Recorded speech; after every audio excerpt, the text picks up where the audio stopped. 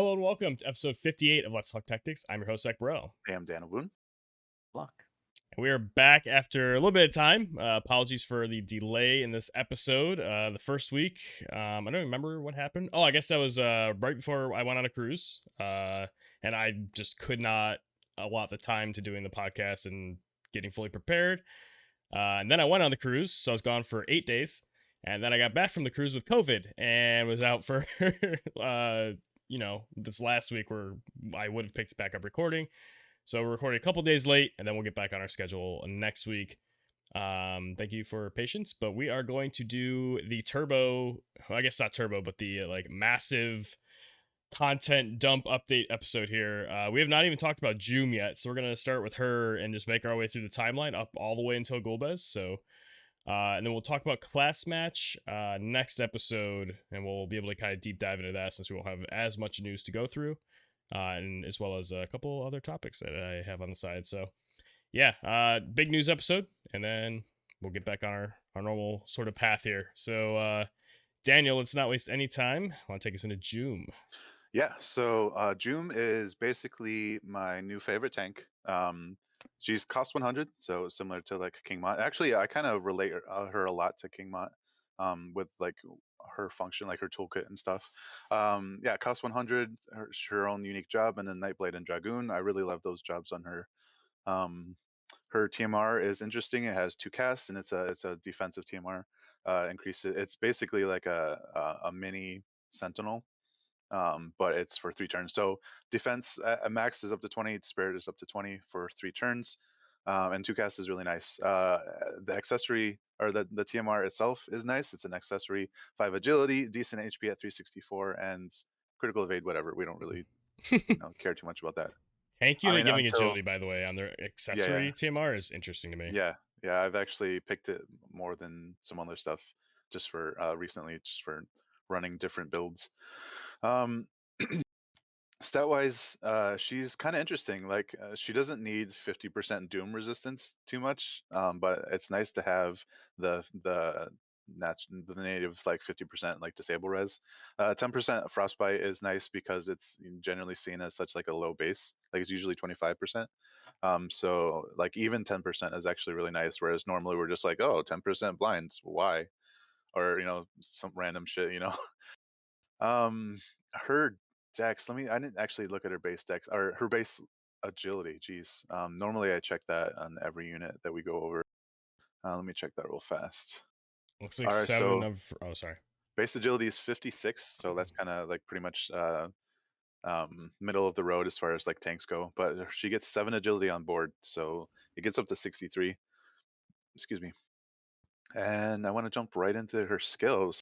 I'm just really impressed by this unit. It's not just that I have like not exactly a weakness or like I love using wind teams, but even if I wasn't like a wind fan, she's just like a really solid unit all around.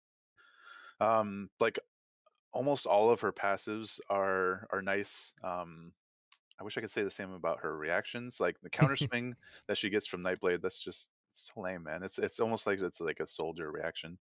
Um, her first passive, Windhaven, it gets upgraded because of her X kit. So it's basically it works kind of like the pugilist. Like the more you get hit, the either the more damage you do, or like the I guess in this case it's the less damage you take. Um, so defense up to 15, and then you get 15 more. Um, Over the next like 3 hits, so it's 5, 10, 15. So it can get up to 30 defense, which is kind of a insane scaling passive. And then the X gives it slash and pierce res 10. That's just that's to me that's a really nice like tank passive. So like I've been using that pretty much like no matter where I use her on. Nightblade Mastery, that's pretty self-explanatory. Swift Wind Conditioning, I don't remember having seen that. It looks like it's on her unique job. Agility buff, 12%, and increasing jump. That's nice because she has base move 3 and base jump 1. So being able to have a tank have jump 2 is really cool. So I've been running around Windhaven 2 and Swift Wind Conditioning pretty much all the time. I don't really need to like boost her attack too much. She does pretty well. But if I need to increase her accuracy for like Earth Evade or whatever, then I might think about switching to Nightblade Mastery, depending on how much she needs to tank. Um, I really like her. The reactions that she has, Aura of Wind is basically like the Paladin's Guard. You like chance to counter physical damage. You reduce the physical damage up to 45%. It's just Paladin's Guard with a new name. Um, I don't want to talk about counterswing. That's lame. Don't ever use that. But Dragon's Blade is the other nice one. And for me, like it's kind of a toss up between those two. Um, like she mitigates damage so well. Just like with her native defense, with all her buffs and everything.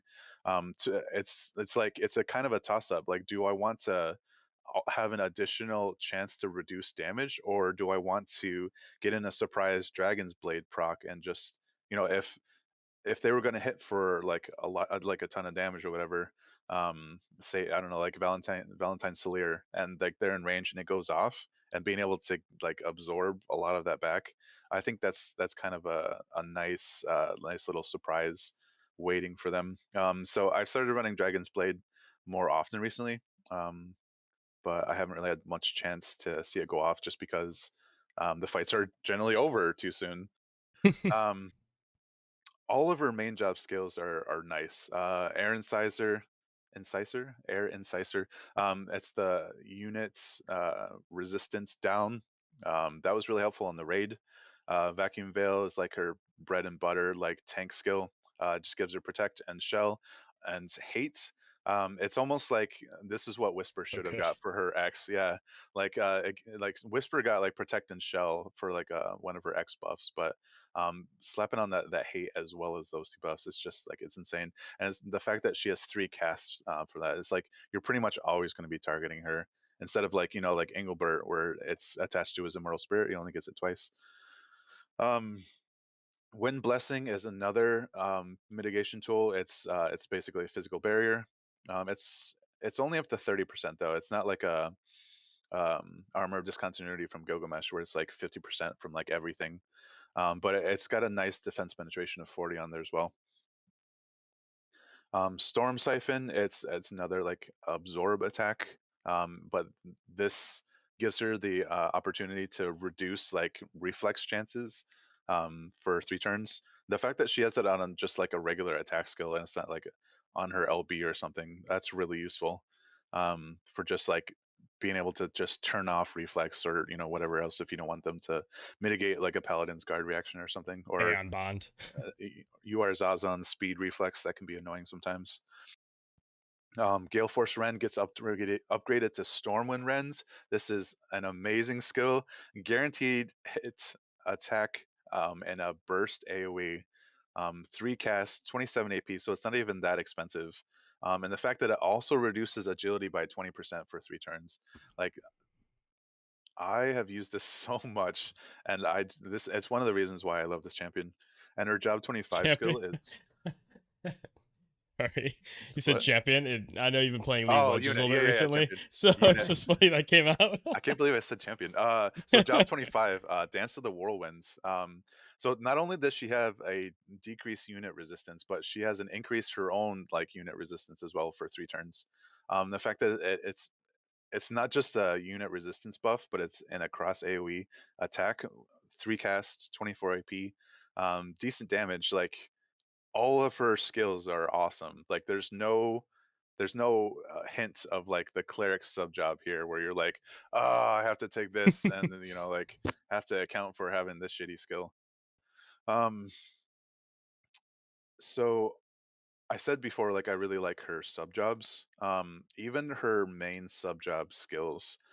Domain of Wind is yet another buff. It increases crit evasion for 30 for 3 turns for allies. Whatever. We don't really think about critical evasion too much, but it's actually kind of useful, especially if you're going up against like a Winter Loartha who's like critting all the time, or any of the like the ranged units like Frederica or Nivlu or possibly even like Jaden. But it gives her slash resistance penetration 20. for actually for all allies and the cross AoE. So yet another buff that's like 3 casts. It's a decent TP cost at 25. So like she's kind of never really struggling with AP because of how many buffs she has. Um, but she still benefits from having bells or crystals on the map or whatever. The second main sub job skill that she has, enervating edge. It's the interesting AOE of like the kind of like the box in front of you that I think Barrett has with like the point blank shot or whatever. Yeah. It kind of reminds me of Auron's like LB, but the tornado, but it's not like a full box. So, but yeah, interesting. Attack range on there, range height of 1 as well. But it's basically an attack and magic break, up to 39% for 3 turns, and a decent, again, another decent damage modifier of 165.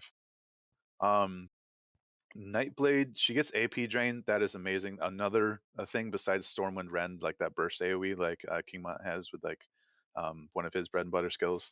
The fact that she has AP drain on Nightblade, that's pretty much like Nightblade is going to be the job that I normally have her subbed on, but sometimes like just having access to Dragoon and like a jump for like to get in range of like like Frederica or something, and then jump out of like their turn and then land and get closer, as well as like Dragon Standard with the move and the jump for 3 turns. Um, that can be like a nice pick, like it's a nice addition to our toolkit. But the fact that Nightblade has AP Drain, Spinning Slash for that crazy 210 mod, Maiming Slash for the decreased healing power, Stun Blade, like I'm struggling to remember. Like it seems like there's one other thing that's notable to the Nightblade job, that like would be nice to have as a skill for her sub job, but she's honestly doing Like the fine without triple it. hit or Yeah, yeah, the okay, yeah, drain or Drain whatever. Rush, Yeah. yeah. But the fact that she has double resist, AP drain, like that's pretty much what I'm looking for from the Nightblade job. So the fact that she has Stun Blade and the rest, it's just like cake, icing on the cake or whatever. And then last but not least, her Limb Burst. It's a weird like shotgun range that might like take people by surprise. It's a nice damage mod, 200% max. It increases slash attack for 3 turns for her. Storm Dance of Vacuity. there's a lot of like vacuum and wind shit going on here. So she's Whirlwinds and gale force and yeah. yeah, she's really living up to like the wind crystal warrior like theme. So yeah, I know that was kind of quick, but I'm just really enjoying this unit. I almost a champion again. Lock. Oh, do you have any kind of personal notes about her as well? I did not pull her, but I know you both did, so I'm kind of let you guys drive this one. I thought she was really interesting because I can see like I'm not spending anymore, so I decided to really be like conscious of who I wanted to pull. And looking at all the units, I'm like I think I can use her like very well in live PvP because with jump and then access to like a 100% hit, which has a like a nice modifier like a sharpshoot modifier, and the crazy range and then AP drain, like she's just like so much versatility, especially in live PvP. And like the fire crystal ware that's coming out is also very powerful, but I feel like the uniqueness of her compared to like Frederica isn't as much as the uniqueness of Jeume compared to like any other tank that I have. And with also access to Dragoon standard with move 4 jump 2, or jump 3 if you're using the correct passive, she has like so much playability in live PvP. So that's why I decided to pull her. And I mean, I did get her, but I'm a bit slow building her, so she's only level 100 right now. But I think she was like she really stood out to me that I was like, yeah, I really want to get this unit. If I can only get one, I would like to get her. So that's why I went for her. She's I forgot to mention her like attack resistances. Her slash res is 15. Add 10 to that from her passive, so that's like up to 25. Um, her pierce resistance is 20, and then 10 more from her like Windhaven passive is 30. She's what I'm getting at. She has like 10% missile res, and I think it's like 5% like magic like vulnerability. But she's kind of an Oberon counter. She can buff her pierce resistance like really high. And the fact that she has like double resist on Nightblade, that's not just missile. We kind of sort of like don't really count the pierce resistance there because it hasn't really been too like popular, to, like something you really run into in PvP much until lately. But the fact that she can buff her Pierce Res so high, and the fact that she's Wind against Oberon's Earth, um, it's important to consider her as a counter to Oberon, which I know a lot of people are enjoying right now. Yeah, I think my favorite part of this unit, not having her, but is that it made people make a lot of win teams for me to eat up with the ice teams. So that's Hey, that's been the only the only benefit of her release for me. But I know a lot of my guildies have been enjoying her a lot. Super powerful unit, obviously. I mean, I looked ahead a little bit in JP. We're not going to go on detail right now, but most of the warrior crystal units are pretty sweet. That ice one when he comes out, I don't even know. that I will have to crack in for that if necessary. But yeah, they're doing a pretty good job making these kind of thematic 100 cost units desirable for sure. Yeah. So I definitely appreciate the design on her. While we're on the topic of Jeume, do you want me to jump into the Golden Aramon Esper, or? And her weapon, yes. Okay, cool. So the Esper first, since I have it like right in front of me. So Golden Aramon, like at first glance, it's like you would think it's like an upgraded float eye, right? Like I've never been a big fan of beholders, so like I wouldn't say that putting this on my good guy tank is like the most like palatable. Like, oh, you're using an evil eye as your Esper. Like, what the fuck is wrong with you? But Golden Armon is actually an awesome wind tank Esper. And even without the wind part, like it's just an awesome tank Esper. It's like on par with like Death Machine, or I mean Fenrir for Magic Res, but also like Demon Wall. Um, Demonic Gaze, like the evocation is crazy. Um, Chance to inflict petrify, blind, silence, um, wind imperil 50, and then the usual like attack and magic buff.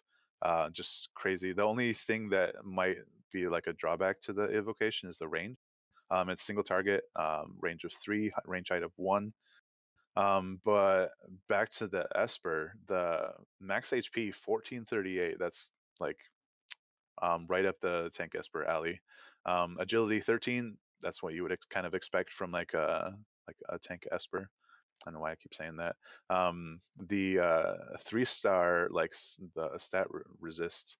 Status She gets effects, status or effect. Yeah, yeah. the ailment. Yeah. So Golden Armon gets stun res of 25%. Some decent like stat values. Attack is like 111. Um, Dex and luck are kind of average, 79. But going into the skill tree, um, Golden Armon has access to defense, wind attack, and slash res. Those are the big ones that stand out to me, but you can also go for a crit rate if you wanted to put it on like Winter Luartha, who has insane crit. But it has the like as a Wind Esper, it has the usual like Earth Killer, and Ice Res. So you're pretty much um, not missing out on really anything that you would want from this Wind Esper. I have You don't have enough skill points to fully buff, fully like get all the nodes for slash res, defense, and wind attack. So what I had to do is obviously I'm using it on Jeume, so I maxed out slash res, I maxed out defense, and then I just missed out on the last 10, like the wind attack node of 10. So having 15 is fine.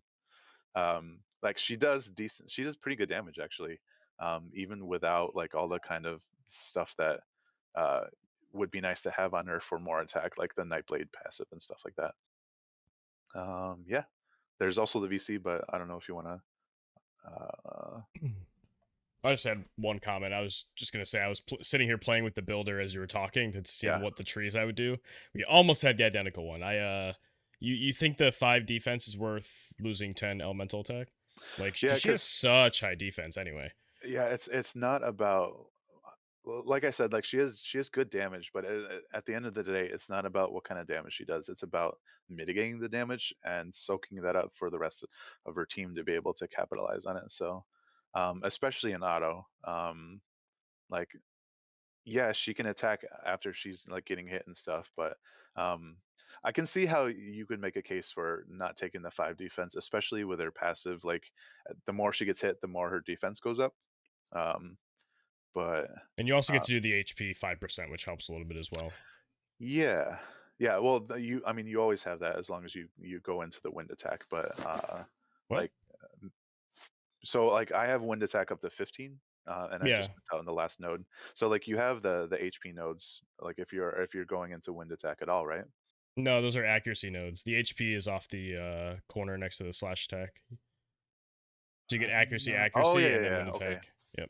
I don't know why I was thinking that. I feel like maybe I was looking at Phoenix recently, and it was like leading That to the could be, fire yeah. attack. Yeah, Yeah. yeah. Um. It doesn't matter. I was just Yeah, yeah, curious on the thought process of, yeah. 5 defense versus 10 wind attack. Yeah, it was just like an automatic like tank esper. All right, Sure. max Yeah. out defense and slash res. Um, so moving on to her weapons, Sable Storm. This again, it's another weapon that's basically for the unit that it came out with around the similar time. It's got the wind attack 30, a slash attack 15 at 5-star. The assault version is pretty much like kind of the no-brainer. Like I am struggling to think of another wind unit that you would want to build like the vital or the aim version on, especially since the aim is only 14 accuracy. The vital like your vital HP goes from like 48 on assault to 81. Like gone are the days where you can build like a vital Ragnarok and like put it on Ramslet or something. So yeah, assault is kind of a no-brainer. Attack is 168. It's not as high as that as we've seen on great swords. Like obviously like the golden blade is still going to be like the highest at like what is it like 222 or something crazy. That was 207, but I could be wrong. Okay. Um, Oh, maybe that's I'm Russell thinking. Gethy. I don't know. Yeah. Russell Gethy is kind of the one we see more often. But yeah, it's. I mean, it's used by. I mean, it's usable by all great sword users, so that's nice. It's not just like it's got like Rain's sword. Like you really only use that for him. So it's cool to have this for maybe another wind unit in the future. Oldua? Um, yeah. Yeah, Oldua gets it, Yeah. which I thought was a really cool kind of sub benefit of having this, because she's a unit that, like, I feel like she teeters on the edge of playability. Like, you can make some arguments, but then also, like, in real life it doesn't always go well. So it's like I feel like this is at least a step in the direction of making Oldua more viable. I hate the You unit, could, like, from a story standpoint, but like her builds can be really right, interesting. right. You could toss this on Oron and increase his tornado damage. Oh my god. Fuck Uh, off. disclaimer, please don't do that. Oh That my was not me god. being serious. Oron is an ice unit. He's not going to benefit from wind attack up. Oh I, man. I would have just left it. Let somebody do it if they want to. God damn it. I had to keep that close to my chest. If they make a yeah, fucking hell. Anyway, all right. So one last thing, and then we'll get off of the wind subject. The vision card, Evil Eye Golden Armon. I also really like this one. It's cost 70, so you don't have to worry about the 80 cost vision card bullshit. Attack is kind of average, 130. You get 3 defense from this. So it's kind of nice to put it on Jeume as well, but like you can benefit, like any unit can benefit from 3 defense. 398 HP. It's not like the highest, but I mean That's it's pretty pretty up there, high. pretty high. Yeah. Like I think Golem is the only one that's up to like 500 or something. And Death Machine Maybe I think it's Death 400. Machine. Yeah. So like kind of I don't want to say tank VC, but all right. So the bestowed effects. You have attack 10%, single res 10, single, I mean unit resistance 10, and HP 20. So really nice if you're trying to bulk up like a unit's defenses. It doesn't necessarily have to go on a tank like Jeume. Um, the party effects though, so Wind has kind of been waiting for like a magic res like mono element card. So that's the big draw to this card for the party is magic res 20, but it also gives like the hybrid like attack 20%. So in case 25%, sorry. So in case you're not using like Winter Loartha's like vision card, with the wind attack 50%. This is 25% attack is not that bad, and the fact that it increases Dex by 35% for wind units at max level, it's nice for Lucia. Or I mean, pretty much like you put this you put the dex on there for like higher accuracy, and so like it helps in that respect too. But like whenever I see dex on a vision card, I think about how it benefits like rangers the most, so I'm not really using Lucia too much nowadays, but this can be a nice card on there as well, on the team, as well as like her own, what's her vision card, new test subjects. Yeah, yep. Yeah.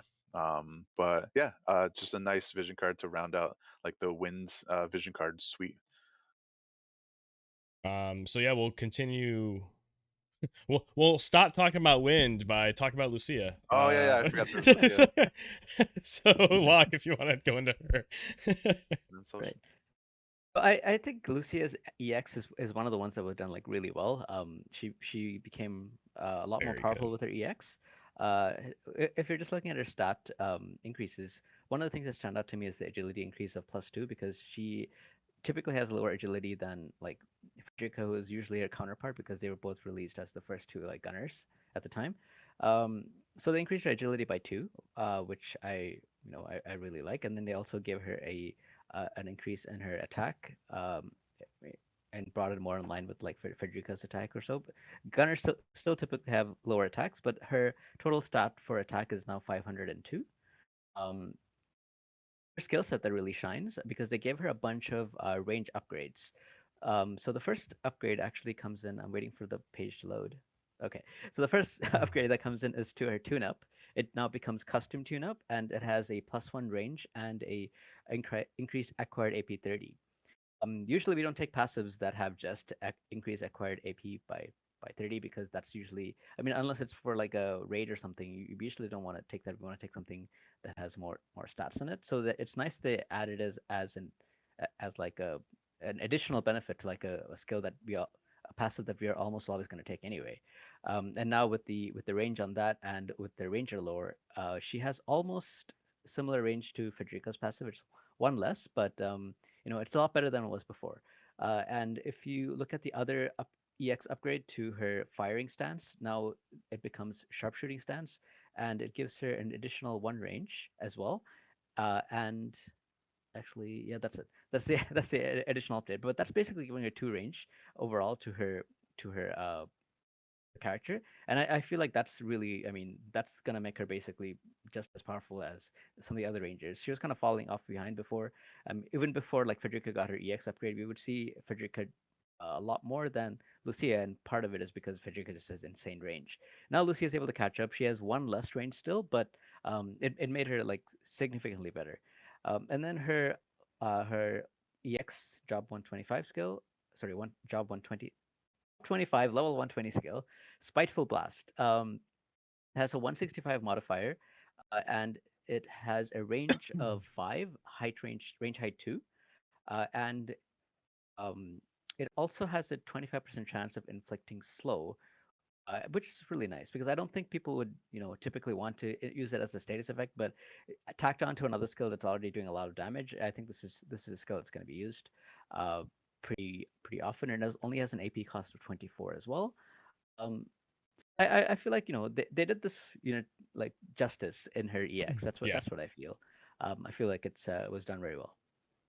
Dude, that's gotta be one of the most cranked passives in the game now. Like yeah, giving you 12% agility, 40 defense pen, acquired AP and range, all in one passive is right. just because we see sometimes like someone gets their like what's a really shitty passive. I mean, like you'll get like an HP up passive that's like 50%, and then it gives you like a little bit of a defense, which then turns you into a paladin, or it'll give you a little bit of an attack. But like they picked one of the best passives in the game and then just made it way better.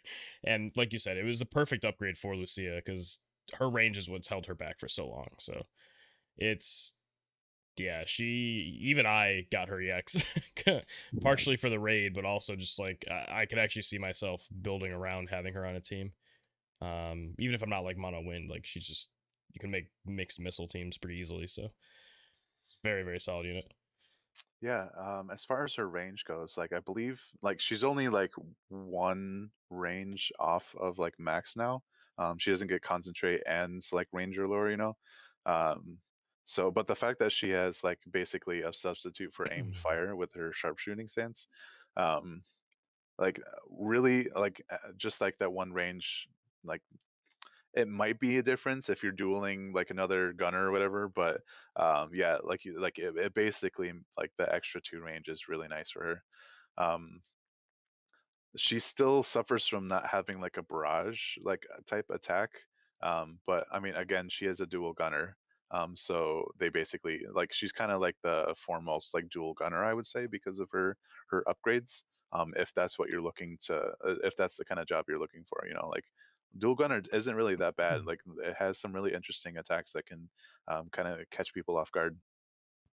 I really like how the Job 25 skill Spiteful Blast is piercing. So it's basically like a jamming thrust, except for it's hitting every square. Oh, really? Did not know that. That's really cool. Yeah, it says piercing, but it only has the one spot, so it must Yeah, just yeah. be that. Yeah, like you. Like It's it weird it should doesn't show have, the line though. yeah, like it's not an area attack, but like it's basically Sidewinder.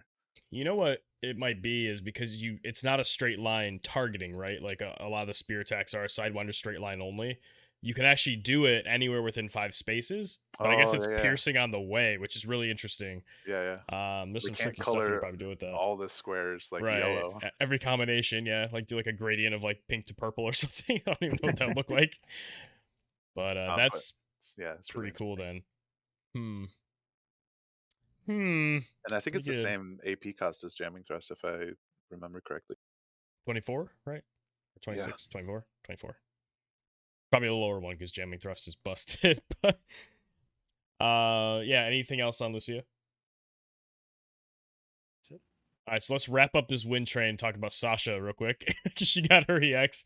We're gonna run through a bunch of EXs and Esper upgrades real quick. And then I guess we'll have a vision card along the way, but try to get into the Final Fantasy IV stuff unless we find something really interesting here. So Sasha gets a little bit of an upgrade in her agility, which is nice because SR units typically that is kind of one of their weakest spots. I mean, they all have less stats overall, but agility is one that really leaves you behind in PvP if you're too low. She gets an extra 5. She's still at like 46 total though, so it's it's a rough life down there for Sasha. But her EX upgrades, nothing to her passives. They're both in her main job. The first is an upgrade to Dragon Skin. So typically it's just a 42% attack buff. But she gets restored CT 25, well 250, but 25 on the CT bar. And then also Spirit 20, which is interesting. I don't think she has really anything else in her kit that's thematic to being any sort of magic tank. So, yeah, sure. Random. Yeah. And then her Oh man, horizontal. she's really been struggling against like magic ice units, so you know it's obviously warranted. We just never noticed. Now she lives Valentine Solier's LB. Actually, the LB would tear that off. But anyway, her horizontal jump becomes silencing jump. Shocker, it has a chance to silence. That's it. And then she does get a really cool ability though for her job 25. It is jamming dive. As we were just talking about, you can imagine what it might do. It looks like it's a horizontal jump damage, so 250, but the range is like a dragon dive. But then it has the ability to cancel spell activations or ability activations. So that's interesting. Its max speed is 280 though, so it's kind of slow. And with all the cast speed going around and just in general the units you're going to see that you would want to cancel, I actually don't know how you're going to cancel abilities realistically with that slow of a jump. So putting an interruption on a jump, like another delayed skill, is just such a weird combination. I don't think she's particularly desirable. I'm sorry, but Right. she was a fun unit to kind of build early, and she did some interesting things before people were built. But I don't think she can really keep up. So it's interesting that you pointed that out. I just want to mention, like, you're probably going to be running her on Ranger sub job. Just have And reflex though. Yeah. So as a passive, you're probably going to be using focus, which is that 150 decrease, as well as the missile attack. So that's something. Like It it doesn't may help the jamming dive though, unfortunately. it doesn't. No, because 280 times 3 is what? It's 7 no 840. So focus brings you to 850. So it's 10 CT off of helping. Uh, Yeah, it's my so math is wrong. close, but yeah, it doesn't help. I mean, if you had something else in the party though, I mean, there are vision Right. cards that can help with it. I don't think there's a spear that does, but Oh yeah, man, just it's imagine. it's just a really bad. Yeah, like if it was 300, it'd be different because then yeah, you're like 2 tick. Well, you're still 3 ticking, but instead of 4. Yeah, just a really weird kit. I appreciate the effort and it's a cool ability, but it's just I think she kind of misses the mark a little bit. And Be then all instant right, cast. wait, what's Yeah, that? it should be instant cast. That one Yeah, spell. It would make it a lot Pretty better too. sweet. Yeah.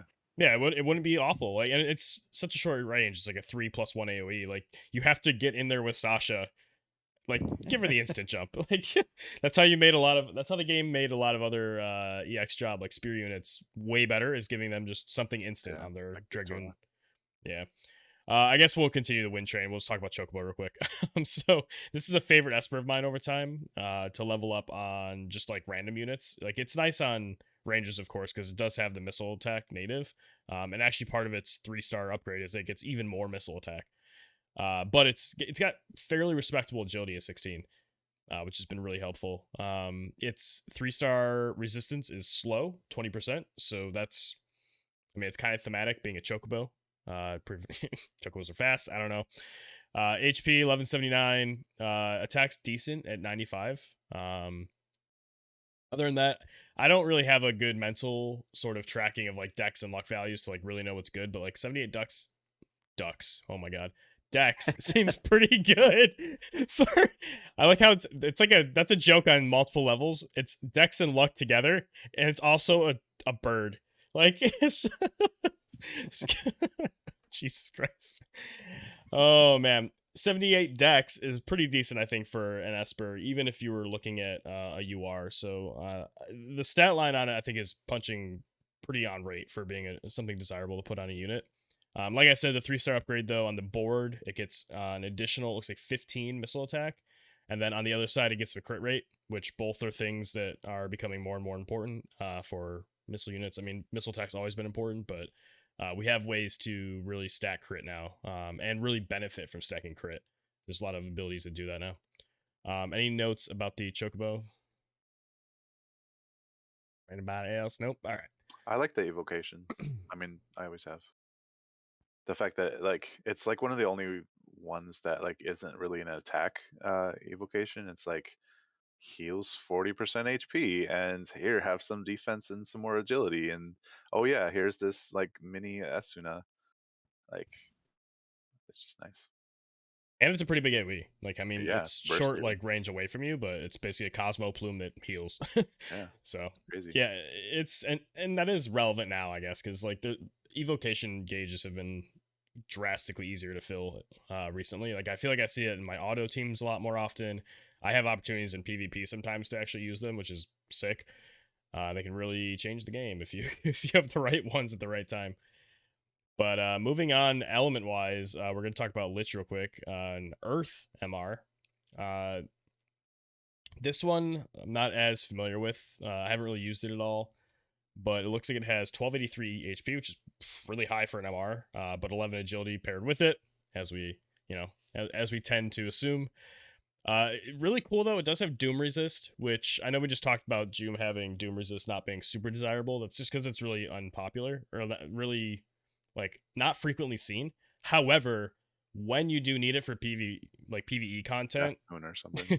it's Bloody not Moon. always easy to find. Yeah, like that one. And I remember I made a team of like 5 units that had White Mage somewhere in their kit just so I could put the passive on and don't have to think about it. But like if you have something like a Lich available, you can use a lot more of your roster and still have that Doom resistance. But on the board, it's another tanky one. It has defense nodes. It's got magic attack on the on that like the 3-star like far branch side. Then on the other one, it has some critical evasion. Not super excited. Other nodes on it, it has some PvE stuff, kind of like the demon killer. It's got the normal elemental things like lightning killer, wind resistance, the weird wind resistance on an earth esper. And then it does have strike resist. So again, if we get into some niche content that you need these resistances that it provides, cool. It's a nice tool. We got it from the raid, but it's not something super exciting to me. You guys have any other perspective on this at all? I guess the evocation's kind of cool. It's like an AoE around you. Earth and disaster. It's basically Earth and glory is what it looks like with sure hit. All right. To me, this basically cries like Kilfei MR Esper pick. It's basically like an Earth Mage like tank Esper. I don't want to say tank Esper, but like a defensive pick. I can see that. But I mean, we're not really seeing too much Kilfei. I brought Kilfei to 120, and I just enjoy her as a unit because of like the good times that I've had with her. So I can see using this on her, but Black Mage Halloween Ryu. right? Yeah, that too. Lock, any notes about Lich? No, I mean, she didn't really stand out to me, and I didn't really get to do the raid much anyway, so I'm trying not to think about the good things, so I don't have to be sad. Right? Yeah. that's fair. Yeah, I was on the cruise for most of that raid, and I definitely didn't do as much as I would have wanted to. But Lich did come with a card as well, though. 276 HP, 28 HP, 20 AP, and 108 magic. The AP's nice, especially having a substat like that on an MR card, I think is cool, because that's not always the case when you get these, especially freebies. They tend to just have like HP, attack, magic splits in some way, but this is nice. It's an all earth vision card. The bestowed ability is magic 10%, HP 8%. Kinda party effects, it has the 20 magic attack and increased damage cap of 750, which is just really bad. The magic attack's decent, but a 750 damage cap these days is just not. Most units have a cap now of 11,999. Like the extra 750 is not really helping you too much. If it was like increase damage by 750, obviously that's bonkers. It's a big damage buff, but just your cap, meh. It does have 15 slash resist though, so again, not super exciting for PvP in my opinion, but I could see there being content in the game where this is useful, at least for the slash resist and cost effectiveness, but nothing really exciting here. I'm assuming you guys don't have too much. I mean, like, you would really only use this on like Livial or Murmur, maybe. But again, that's just for like limited cost situations. Like, I guess if you don't have a lot of Earth Vision cards and you're doing things like selection quests, like this could come in clutch. But slash res, there's nothing else. Moving on with more EXs, we have Lillith, which I know some people have actually used her a lot in the past, even before her EX. And I've heard that she's kind of the all-star of the fire selection quests, and that's why I can't pass some of those stages, is apparently because my Lillith isn't good enough, is what I've been told. But she gets 6 agility, she gets more extra agility than Sasha got, and she's an MR. Like, she doesn't need it as much, but it's nice. At least it won't go as much to waste as it did on Sasha. But also an extra 2 defense is nice. Her overall stat totals are pretty respectable. I mean, she's got 54 agilities and MR is not awful. Like 3.5k HP. She's got over 400 attack. Really not that bad of a stat line for an MR unit. Going into her upgrades, again, all in her main job, no passive upgrades. Unfortunately, I haven't even read the ability yet, but I just saw that they upgraded her divine healing. Like, come on, like, such a weird ability, but increased max HP and restored HP. It's still 20% for the returns for self, but she does get, okay, maybe the effect makes it worth. All right. It's grants auto restore of AP 15%. All right. The one time I go talk shit about an ability before I even read it, it's actually not bad. That's so revitalize is 25%, right? I believe so, yeah. So this is like 60% of a bells twice. All right, you got me. It's pretty good. Again, especially for the PvE content where you're using these units, like figuring out where to put your bells and your other AP items is sometimes kind of stressful and really makes some units not shine. She doesn't need them, so she has it built in. I guess sticking out with the AP sort of theme here, her AP break was upgraded to AP Crusher. So it gets 1 extra range. So it goes from a range of 1 to a range of 2, and it's still in a straight line only. Very, very weird skill. It's not even piercing. Like, this is the Knight class, the one that has like these weird blocky shits in front of them and all the breaks. Like, you could have at least given her little 2-line ability some piercing so she can hit more than 1 unit.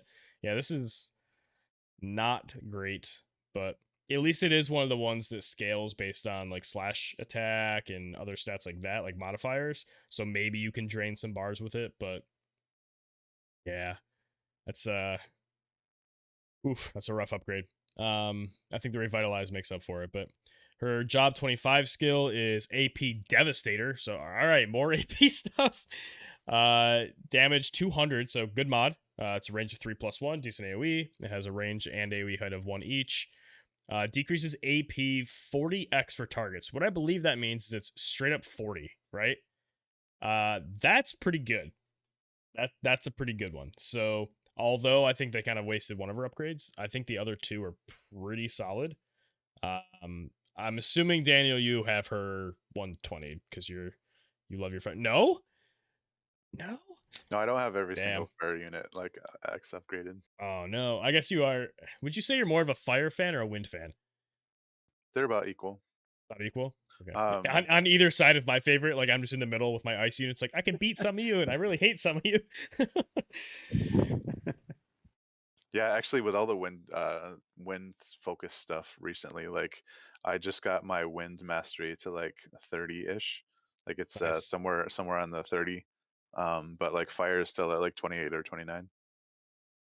But that's not like a consideration on which one I like more. It's just how many units they What have. you have right now. I mean, yeah, if you're a fan of say Yeah, like lightning and light, your light mastery is probably higher because there's so much free shit in light. It right. doesn't necessarily mean you like it more. Locked. Did you upgrade her at all? Probably not, because you Not said yet. you've been pretty resource conscious recently. Exactly. Yeah, I mean, just even seeing those upgrades, I almost want to get her up just so I can finally pass all those goddamn selection quests and finish Minwoo, because she's a really cool unit. I know people didn't need the 120 from Lillith for it, but Yeah, be pretty cool to have. I can see her having maybe, especially if you're doing like MR events, like just MR PvP, or if her lower cost for cost limited content is enough to like satisfy something. She could be a pretty decent supportive, like hybridy. She's not really a tank, right? But she has some DPS abilities. So yeah. I don't know. I could see her being a nice supportive DPS unit on a. I say supportive because she's just there to like break people's AP, use her sharpshoot and barrage like from a Reflex. range. Yeah, she has reflex. I mean, if that procs once or twice, like nice. So I could actually see her being used in live PvP. So back in the day, we were like not we as in you and I, but like I guess the PvP community was like looking at MR units and like it was when we were starting the MR or lower rarity like duels, and I focused on shoot cell, and I think it was Mako that focused on Lilith, and let me tell you, Lilith was the correct choice. I remember that So actually. yeah, just keep that in mind. If you're trying to decide between Lilith or shoot cell, yeah, go with Lilith. The sharpshoot, the For barrage, all of you where that the comes up. reflex, yeah, she's definitely worth it. And that's not even like from my fire bias. Just sucks about the AP crusher thing. I think she's a very fair unit. Like she has she's some good tools. She has a shitty main job, but at least a nice sub job to complement it. Funny enough, she almost feels like more of a ranger than anything, but Yeah, it's weird. like those AP skills, I think really can make her a lot better. Yeah, pretty sweet unit. Not personally probably building soon, but one on the list. Build for it sure. for those Final Fantasy tactics, like nostalgia feels, like using knights to like break the shit out of everything. Or if you're a big Leonis fan, I wouldn't feel Yeah. bad about leveling her up. So Unless you guys have more notes, let's move on to the last pre-Final Fantasy IV thing, which isn't even like a pull or anything. It's just an item that came out with that raid we've been talking about, the Black Garb. So, just gonna come right down and say it. Obvious version is dodge, I think, because it has a evasion rate +10 on its +5 version. It also has a built-in 21 evade, so it puts it to 31, which is pretty sizable compared to other options. Now, I was really disappointed when I saw the picture of this item. I thought it was heavy armor. So I thought units like Ruin Stern and stuff were gonna finally have a like real armor piece for evade, so you don't have to rely on ribbon. And then, unfortunately, that wasn't the case. But I could see an argument though. It's the first one in a while where you can actually build the shield version and not feel awful about it because it does Yeah. have 17 defense, a decent amount of HP, and it doesn't just have the evade passive. It also has defense pen 20. So not only does it support the evasive physical damage units that are sitting there trying to get through like slash resist or defense, it also supports just a regular, if you have like a more bruiser build of these units and not evading. Like it's actually a pretty nice piece of gear. Did you guys build? I don't think you can build more than one, right? +5 Right. because of the Yeah. recipes, unless you snipe a 99 raid or something. But No, yeah, it's not possible. which version did you choose to max, or did you not do it? I did. So I'm only answering first because I know Locke didn't really do much of the raid. That's You said you got fair. up to like level 20. I kind of no brainer did a dodge, but I'm considering a shield. I like it on Ziza. Like I like the defense pen as well as the evasion. Um, like it's nice to I see it. have defense on her. So like the shield, I might consider the shield, but yeah, the dodge is it's nice. It's not like a winter coat. I think it's the winter coat, like it has like 8 more evade total. But the defense pen is nice. It might that it might come down to the difference between those in certain situations. So I definitely like to have it ready. Locke, what would you have built first had you completed and like really farmed that raid? Probably gone for the evade. Evade, yeah. Like I think the defense penetration is nice, but typically a lot of units have that already anyway. And also 17 shield is nice as well. I mean, sorry, 17 defense, but a lot of units have like a pretty high defense piece of gear already anyway. So I feel like that. But we also just got the Christmas raid as well, which has a lot of high evasion. So I don't know, but I feel like that's probably the one I would have gone for. Right. I think like the defense pen, it's a nice armor pick. It lets you pick like a slash attack up on your weapon instead of defense pen. Like you don't have to use like the spine blade or whatever. So I think that's a cool like kind of Like sub unexpected. benefit. Yeah. Yeah.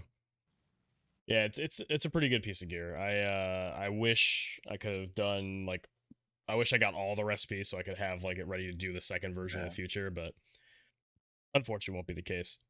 But unless you guys have more notes, we can finally jump into Final Fantasy IV stuff, which I'm really excited about. Most of this, we're gonna run long today. I don't care because we have a lot to talk about, and unless you guys have things, definitely I want to give these units the respect they deserve. So we can start off real quick with Demon Wall before we get into the units, though. Kind of get him out of the way. Not to say that disrespectfully though, because I think this is a pretty solid Esper. It's got 1469 HP. Gets the Charm Resist on the 3-star upgrade. We're always happy to see that because fuck Charm. Still has the 13 agility of these sort of, we're calling them like tankier Espers. Ones, you know, their boards nudge you in the direction of using them on tanks. But the cool thing about this Esper is it doesn't give you tankiness in the form of like defense or spirit. It gives you really high elemental resistances to dark, and it gives light, right? Yeah. So it has dark and light, both resistances. Like I'm gonna feel really dumb if it doesn't, because I swear it does. And it also has light killer, so you can really focus on building against these fucking light teams that we're seeing everywhere.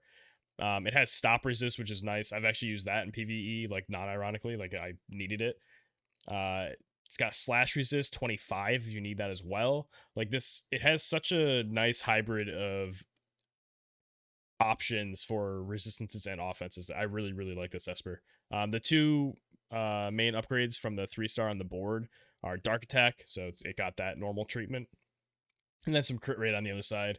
I don't think you're necessarily going the crit rate on this, but if you're using it on a dark unit, maybe go dark. But otherwise, I mean, I think just having the higher stats along with these like slash and light resist are good enough. Are you guys working on maxing this out? Have you done it yet, or what kind of build are you intending it, or like what units do you want it on? Go to Locke, or go to Daniel first. I saw you nodding, but Locke, if you have something after. So yeah, the charm resist means it's a no-brainer. Like it's gonna be on every single, like max resonance on every dark unit at least. Like I think they can all benefit from having like a more defensive Esper.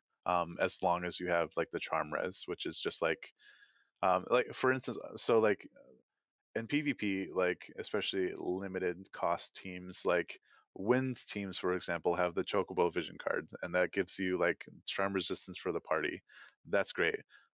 Dark doesn't really have anything like that, so like wherever you can find charm resistance that artificially boosts it on the unit or like the team, like you really pay attention to that. So the charm res is really the focus of the 3-star um, demon wall for me.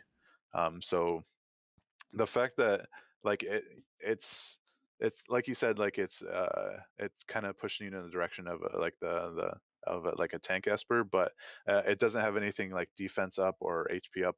The fact that it just has really nice resistances as well as that slash res, like I can see a case for maxing like critical rate and dark attack and maybe like slash res or one of the resistances, and just being able to put it on any dark unit I think is Yeah, really nice. And even like not like you can make a case for not even using any dark attack and just putting it on any unit that you need to be able to resist charm.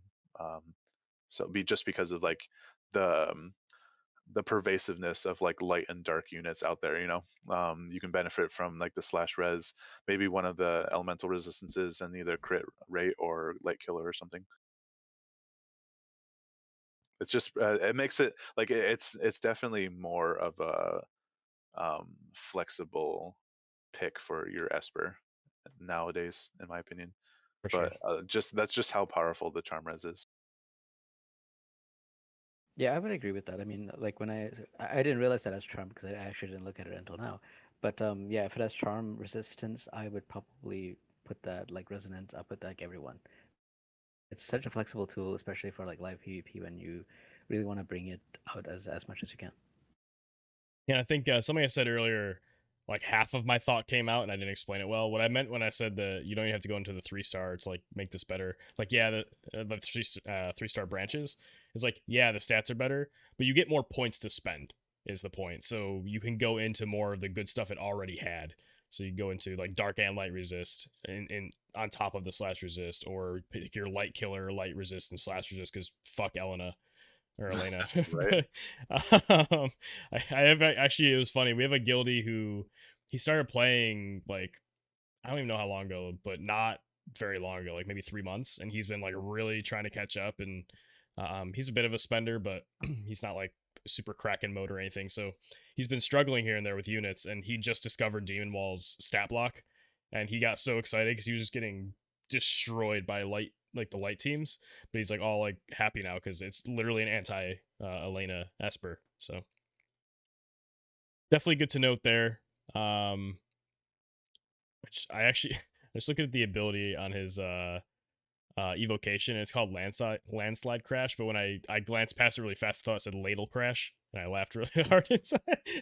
It's I have no idea why that came up, but all right, units. Who wants to talk about Kane or Cecil? Because I'm talking about Rosa.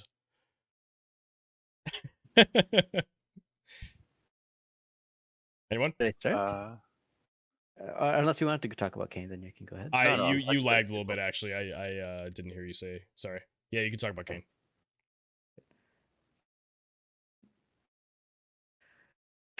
Kane got some really nice upgrades, but we will start with the stats. He got 4 agility in his EX board stats, which is really nice. And then I feel like that was really key to him actually, because I felt like he was a bit slow when I played him before when he was 99, and so I feel like just having an additional 4 agility is probably going to make him, a lot faster. Uh, and I think that's significant enough in his board stats, and then obviously he also gets a bunch of attack and other values as well. For his skill upgrades, I'm just waiting for a second for it to load. His first skill is the Pride of Dragoons. It got upgraded to Atoning Dragoon. It already had a 60% attack for self and -5 defense. Those values haven't changed. But in addition, he gets 25% defense penetration and 30 increased acquired AP. I already talked about the acquired AP being tacked onto something being really nice, and additional defense penetration is always nice as well. I mean, we are getting like when we talk about Jeume, we have like so much defense stacked in. So if you have a source of defense penetration on like a main carry type of unit like Kane, that's obviously very handy. And I think all carry units should have defense penetration in the kit now. So it's really good that he gets 25% defense pen tacked onto the skill, which you'll probably mostly always want to use on him. His second upgrade comes with Dragon Raid. It now gets upgraded to Dragon Raid Plus. The modifier hasn't changed; it's still 220, and the effect of decreased healing power 50 also remained unchanged. But now you get to dispel the fatal attack, like basically dispel courage, and then do the damage. So if you are up against Kane and you're using Kane, you can use this to one shot him. So I really like when they make the units their own counter. What I mean, like it's really more useful That's for really like funny. your Zazan. Like even if you can't hit him, you can still dispel the courage. So it also dispels before the hit, yeah, which is nice. Yeah, but I mean, yeah, there are a lot of more and more units are coming with that, courage. So I feel like this is a good skill to have Or Elena, yeah. to deal with that. Um, and then he gets his job level 120 skill called Sealing Spearfall. It reduces the counter chance first, and then has a 185% modifier. And the modifier increases by 60 if the opponent has one of slow, confusion, AP restore, or power increase. Um, I feel like a lot of people will probably have spells on. So there's a high chance that this will deal increased damage, especially with the AP crystals being removed from what is it called, from the class match. Yeah. Yeah, so I feel like there's a high chance that this will deal significant damage. It will be what, like 245% modifier. It's Mm-hmm. insane. Huge. The range is 3+1, height range 2, which is also nice, and it also has a cast timer though. It's only 280 cost, so you have to take that into account a little bit while you're playing around with the skill. But overall, I think it's some pretty nice upgrades. Also, I forgot to mention, but the Dragon Raid also decreased AP cost from 26 to 21. So that's also more spammable now, and you might not even need to bring like bells on him, because that's 21 cost is significantly less than 26. And with the AP up in the passive, I mean, you're gonna have more in the first place after you turn one's still probably gonna be a moral spirit. So getting at least 2 skill or 2 ability uses before needing to kind of refill is really nice. I feel like his upgrades are pretty good, pretty up there. I think it's nicely done. I think yeah, they're nicely done, and they're very fair again. Like they seem like they're just like a nice, nothing's really broken, nothing reads insane. It's just very good. Daniel, do you have any notes about him? Yeah, I think it makes him even more of like, I don't know if I would say a light killer, but a healer killer. Like Sure. I would be hard pressed to think of any like support slash healer nowadays that doesn't have healing power up. Um, but that also includes Engelbert. Like it's like taking care of Engelbert's like courage as well as dealing like 60% more damage on this skill against him because he has that healing power upgrade on his passive, I believe.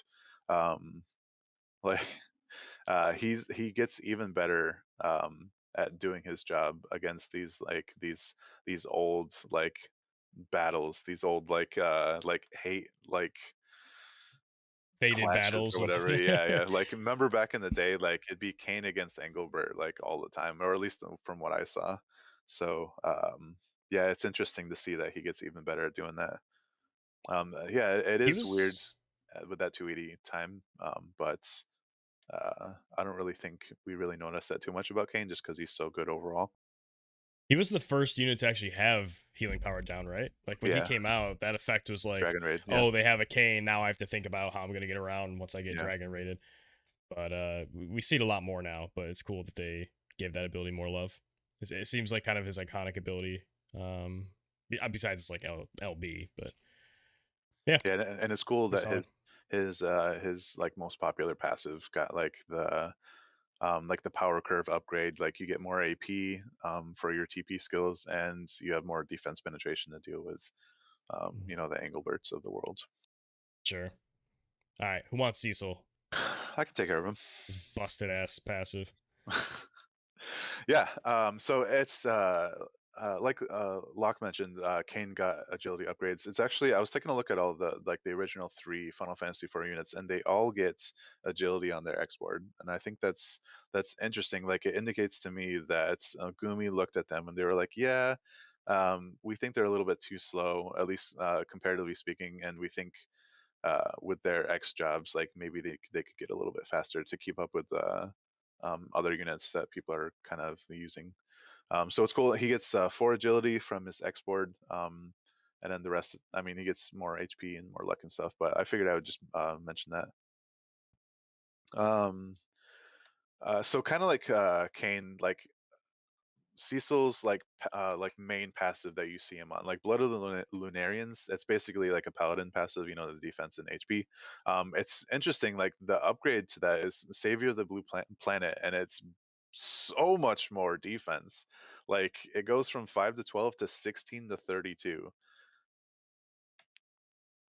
That is a huge upgrade. Just a straight up 32 flat Yeah, defense that's dumped like on a passive is just ridiculous. like you can really stack a lot of defense on him now, and that's like really unexpected. I know there's a lot of defense penetration out there, but that's gonna really help keep him alive, I think. Yeah, sorry all people Especially, who didn't play the first time. You don't get him for free this time. oh So yeah, I it's didn't so really want to stupid, mention man. that. It's so I didn't even Could have went realize it. low I on it. thought maybe I just like missed his 40 shards in my presence or whatever. I just assumed he was in there, and then I found out that like the guy I talked about didn't get him for free. I was like, are you kidding me? Like that is such a blunder. But anyway, it's been such a nice podcast. Let's not get negative now. Right. So the other upgrade he gets is to his physical barrier like AoE buff. It goes from devoted defense to devoted bastion, and it's the same physical mitigation. It's 50% for like 3 hits to your allies and like across AoE, but it consumes less HP. It's only 10% HP consumed. It gets another cast.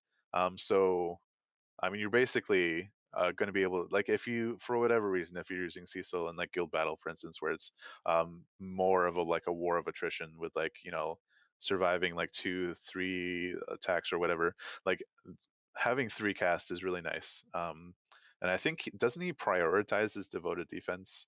That's I like one of believe so. his like favorite skills. So like um, you might even see him use this like more than once a battle. So I think that's really cool. Like he's not going to run out in the space of like one battle unless it really drags on, which you're probably not going to see happen. Um, but I like the fact that his the HP consumption is reduced to 10%, because 25% HP is a lot of Yep. HP loss. So as we've seen from like soldiers, hazard form, etc. Um, so I really like seeing that. I think. Well, okay. So before that thought, let me just cover the job 25 skill, Reckoning of Light. It increases his defense pen by 40 for 3 turns. The range is 4, range height of 1. It's a 2-hit skill, 3 casts, cost 26 AP. That's not that bad for a 200 damage mod. So like all this shit comes together, and not only that, but it kind of like how Engelbert back in the day, like his LB, like it increases damage as your HP decreases. I thought that was Um, it. Wasn't that his job 25 skill? or was his LB? Engelbert's LB, yeah, but that was like the one thing that Really? was like Okay. weird about him. Um, but so really, like these are actually kind of interesting upgrades. Like I remember people first saw them on JP and they were like, Cecil got shit on. Like Kane's the only one to really really upgrade out of the three of them. But I actually really like his upgrades. I think the one thing that he's really missing is like a goddamn hate ability. Like he can't really serve as a tank still because he doesn't have any way to generate hate. So that's kind of a bummer because he's like the original paladin of the Final Fantasy franchise. So, well, I mean, there's Final Fantasy 2 and Final Fantasy 3, but like he's like Final Fantasy 4, like in its story, did so much um, for not just Final Fantasy, but like RPGs of the time, like the whole like redemption arc and like paladin, like a Dark Knight to Paladin thing. That was like you didn't really see that done like back then. So like that's why I say he's kind of the OG Paladin. So it sucks that he doesn't really serve as a tank. He's more of like a support attacker. But yeah, I'm not like sad at all about his upgrades. I think they did him a little bit of justice. Yeah, I definitely like his upgrades. Like I've obviously expressed how much I like his passive. Just straight up 32 defense, pretty 32 sweet. defense. But yeah, that Reckoning of Light skill is pretty cool. I kind of want to do like damage testing to see, get him on like 1 HP somehow, and just like see how much damage that cranks out on like a really big Engelbert with your damage cap taken off or something. But Yeah, it reminds me of like Glaciella back in the day when like you were trying to see what mhm. her max damage cap for her LB was.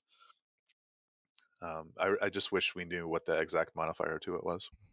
Yeah, I mean, the other thing, like you were mentioning, going from 25 to 10 is a big change. Like, I remember I used to play games in live PvP, and some people would bring Cecil. I'm like, please use your Bastion thing. They use it. I'm like, all right, now you're just dead. Like, the 25% was so much that you could just end up sniping Cecil afterwards. Like, if he got touched by anything, you just die. Right. Because he doesn't have a gigantic HP pool. Like, it's pretty sizable now. It looks like he got an extra like almost 700 HP, I think, from his EX job.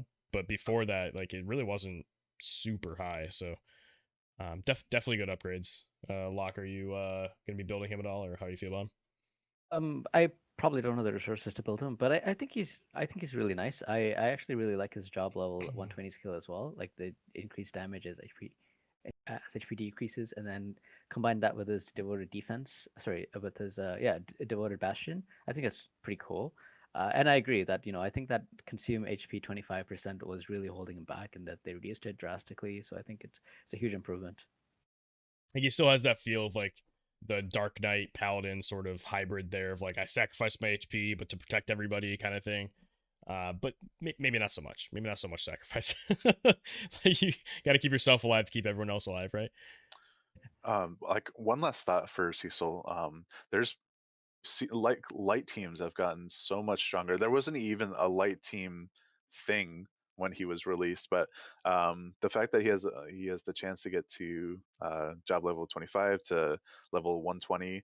Um, if you have like a 120 Cecil on your team, I think you might surprise people by how hard he can hit with this soldier sub job.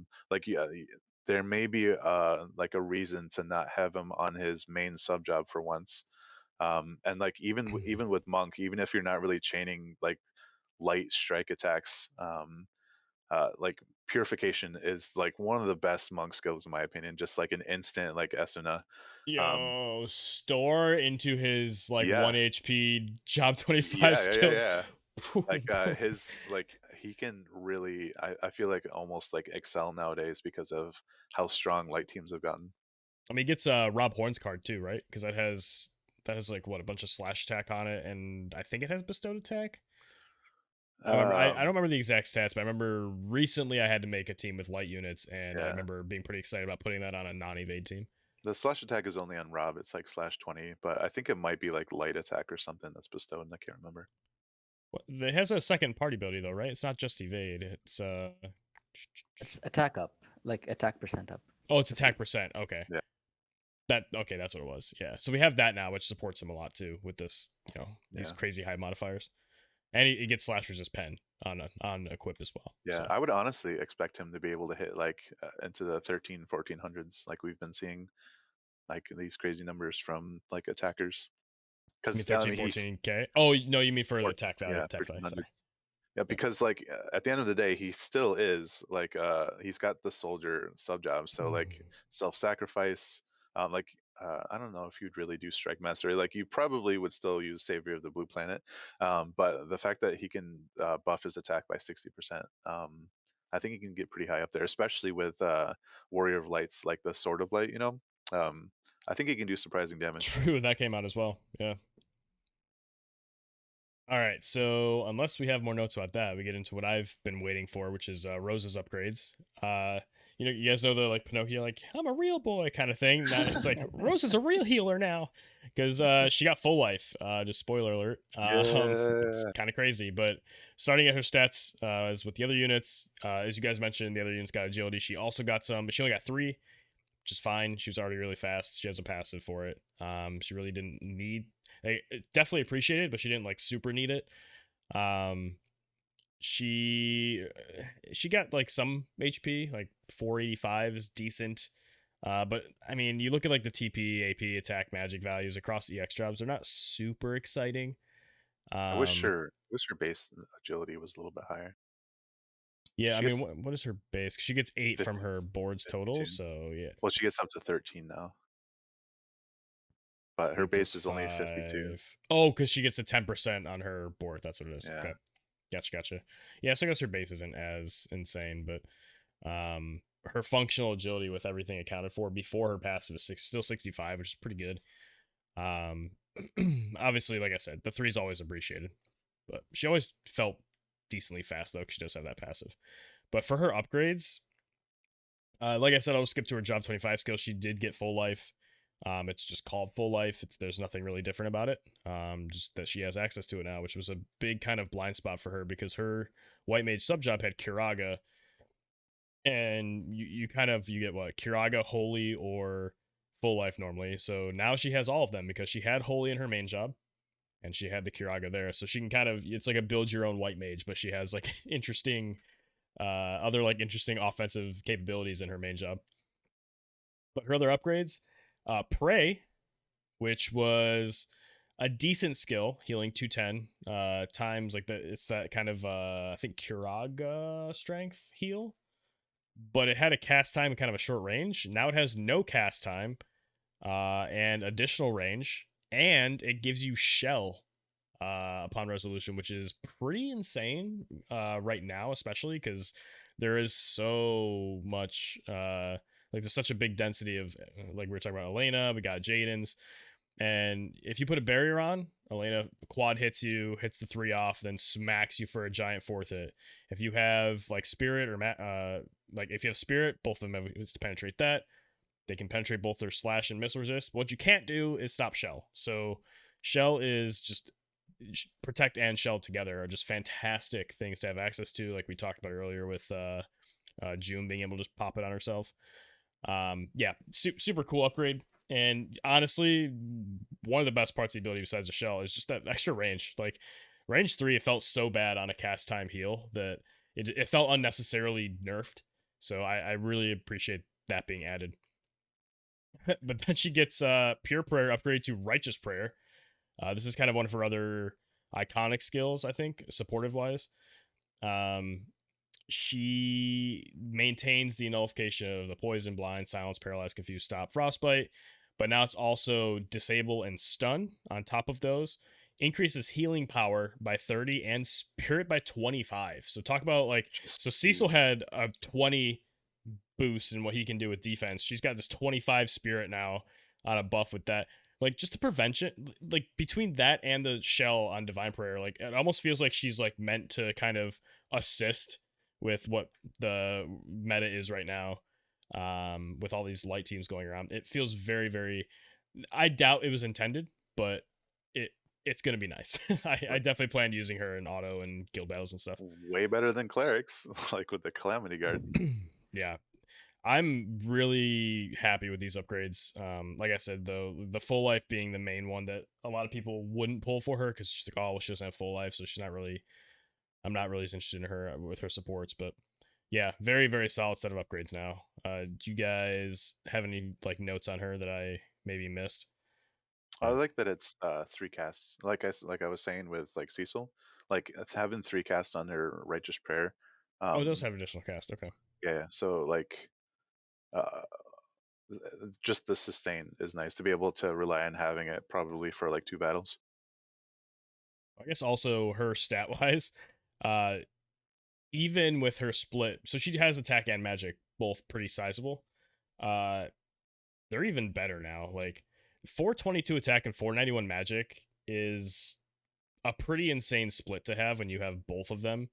Like yeah, we'll see maybe people with like 550 attack for like soldiers and like really high attack units.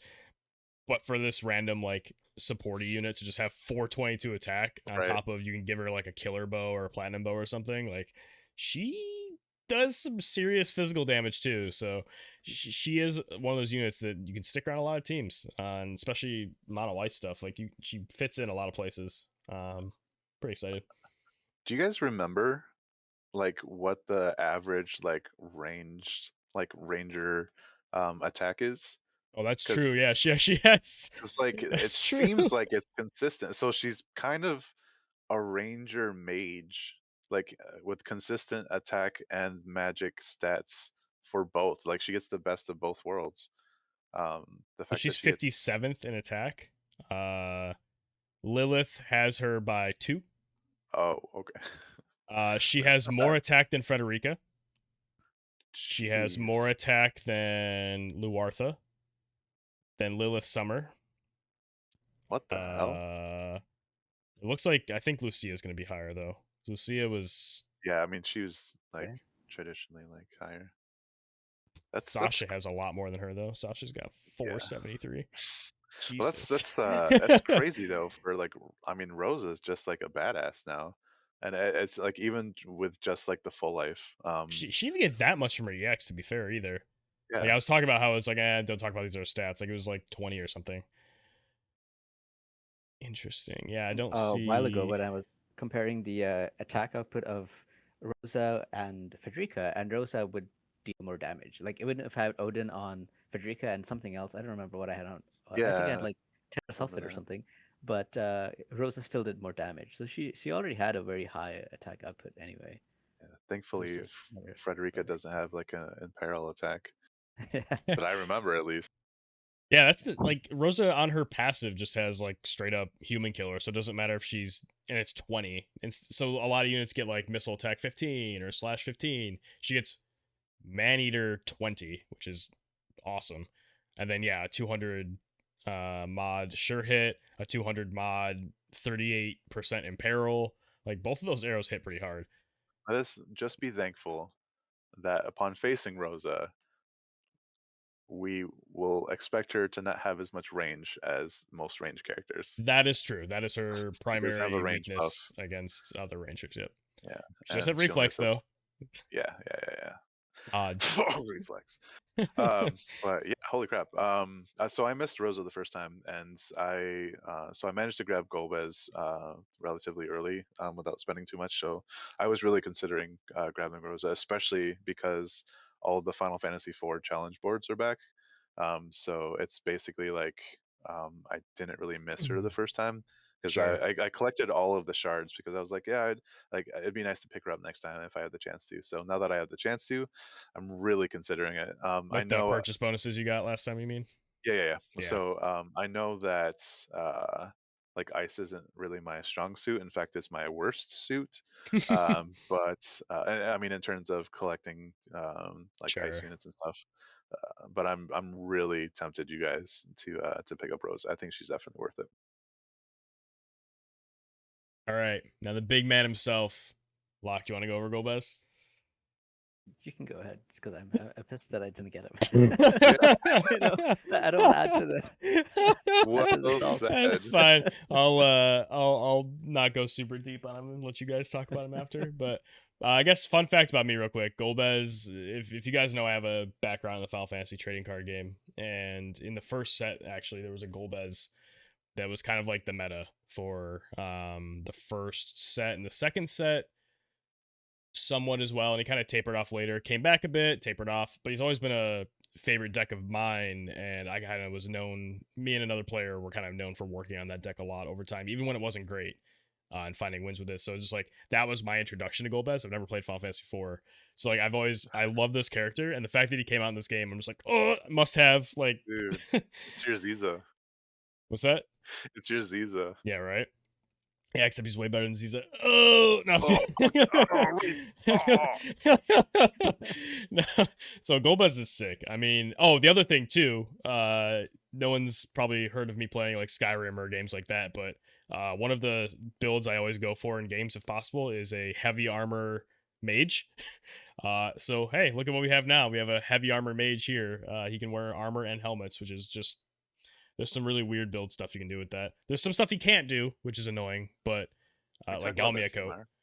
But yeah, this TMR dude, he's gonna be like a giant Mish, is what we're gonna get into in a little bit here. But TMR 420 HP, blaze it. 4 defense, 12 spirit, crit evade, meh. But a 2-cast TMR skill that decreases attack skill activation time by 500 for 4 turns. Now, 2 important things here. 2 casts. Yeah, there's 2 casts, but 500 is a lot. I mean, that's a shit ton. Like it's half of your casting time. Everything casts, twice as fast basically. And depending on the percent, like your actual tick values and stuff, and how much your cast time is, could be even better. But that 4 turns thing is really interesting because we don't always get buffs that do 4 turns, and he is a green mage who has Emerald Echo, who can make this last for 5 turns if he uses it on himself, which is a very long time to have a buff. His master ability, he gets magic 15 for self and decrease activation time by 300 just as an active as well. So he's already down to 700 plus 500 puts him to 200. Everything's instant. What was that? That's what I was about to say. Like he literally is a UR version of Mish. If you stack all these buffs, like between his master ability and knowledge reserves from Scholar and his TMR skill, I can totally see a case for you just like not using any of the passives, but like knowledge reserves and Emerald Echo just to like circumvent all the cast times that he has. Yeah, he can go down to everything's instant. Just whatever you want to use it when you want to use it. It'll happen the next game tick. The only thing I don't know for sure is if somebody else's CT bar is 100, what happens when you cast with 0 cast time. So if you cast, even if you had like 1 cast time, you just 1 tick, if someone's at 100 CT, it happens after their turn. But if you're at like 0 or negative cast time, we saw a video from Vinny Valiant a while back where like the spell didn't even pop up on the turn order. It just happened when Mish passed his turn. So I don't know how that interacts with other units who have their full CT bars. But regardless, that is such a niche situation to have. Like most of the time when you take a turn, they're not at exactly 100. They might be in the 90s, even 99. You're gonna cast before they move. So yeah, he's got some interesting stuff there, but not to nerd out on that too much. Moving to his stats here. He does have 3,500 HP, which is pretty decent for a mage. He has 12 defense base. He's got 62 agility after everything is said and done with his board and his base and everything. Skipping over our favorites here as resistances, he's got 10% slash, -5 pierce, and -20 strike. So Monk Cecil might come up and beat his ass, basically. But yeah, gotta get to him first. 10% missile resist and 15% magic resist. So it's kind of, he has the 3 that we usually care about most that are statistically what you're most likely to see in PvP. And then the pierce, which I think is the next most popular by far, is only -5, which you can shore up if you really want to. Maybe pair him with Jeume or something and be using these Nightblade passes. But he has resistances to slow and stun at 50%. Then he's got a 10% immobilize. We mentioned recently there's a couple recently, like another episode, immobilize is kind of getting randomly tacked on to some skills here and there, and it's getting really annoying. So having it's not one of those like really debilitating statuses, but it's very unpleasant to be under the effect of. So just having that extra 10% to kind of maybe not have that happen to him is pretty nice, especially because he is going to be a 97 faith unit. I just But wanna cut in real fast. sure. It's interesting how he has 50% stun resistance to his brother's LB. Cecil has a 67% Oh, base sure, chance sure. to stun Sorry, on you his said LB. brother, and I don't know the story. So like Oh, okay. I know a lot of the lore ish, but not like the that sort of stuff. Yeah. So, spoiler alert: Golbez and Cecil are brothers. They're both Lunarians. They're from the moon. Oh, see, Um, I thought that was Fusoya and Golbez. Then I guess is where I was mixed up. Hmm. Okay, I'm all messed up. But 538 magic. That's the other one. Kind of look at here. His mainstay. He's not really an attacker at all. Basically everything he does. I believe everything he does is magic scaling. Yeah. So 538 is pretty sizable. It's not the highest we've seen, but it's up there. I just kind of want to jump into his skills though, because there's a couple things here. Oh, also 90 costs, relevant for live I was gonna PvP. say, like, are you? What are your thoughts on him not being a 100 cost unit? I was shocked. I assumed he was. Like Too. once I looked at his stats and his skills, and then also just the fact he's Golbez, like he's this big like raid boss monster dude. Like I assumed it was going to be 100, but no, it was 90. It was great. So happy about that. But passive wise, so he gets Wisdom of the Lunarians from his main job, which by the way, his main job is called, what the fuck is the name of it? Dark. Oh, it's just Dark Mage, right? Not Black Mage, Dark Mage. But he gets HP 12% and Magic 24. Pretty good. Now, I don't typically like to use the 40% magic passives on a lot of my like black mages, or I think it's the Should be 30. staff caster, whatever that's called. Is it 30? I mean, even worse. Like, so it's 30%. But this being 24 isn't super far off of that, and adding the HP, I could maybe see myself using it. However, his other passive is increase defense and spirit by 30 for 3 turns. So it should be the first 3 turns of a game. And then he also has missile resist by 12. That's basically Jeume's TMR. That's a pretty good passive. Like, yeah, on some maps you're gonna be so distanced that you're probably not even gonna like hit the other team within the first 3 turns. But if you want to run Golbez into the other team and you have this on, like they're not gonna be able to necessarily burst you down as easily unless they have all these defense and spirit penetrations at that time already up. Pretty sweet. But like you were mentioning, he has things like knowledge reserves, which decreases attack skill activation time from his scholar subjob. Super good. Emerald Echo is a favorite of mine because there's some nutty stuff you can do with it. Then if you really want to go tankier, he's got the Scholar's Intuition and stuff too. So like the normal passes for those 2 jobs, but I think they're pretty notable for Golbez specifically because I think he can make pretty good use of all of these passives. His counter is called Dark Shine. So pretty cool name. And it has a range of 3. Chance 30%. He can absorb AP from those that hit him, which is pretty obnoxious. It says 20%. I don't know if that's 20% of their current, of their max, of like some modifier that we can't see. I don't know what it means, and it doesn't have a type though, so it's not physical or magic. It's just a passive with its own chance. So I'm not 100% sure how this one functions. But the fact that it can't crit is interesting too, so it takes whatever that 20% value actually is. It doesn't go higher.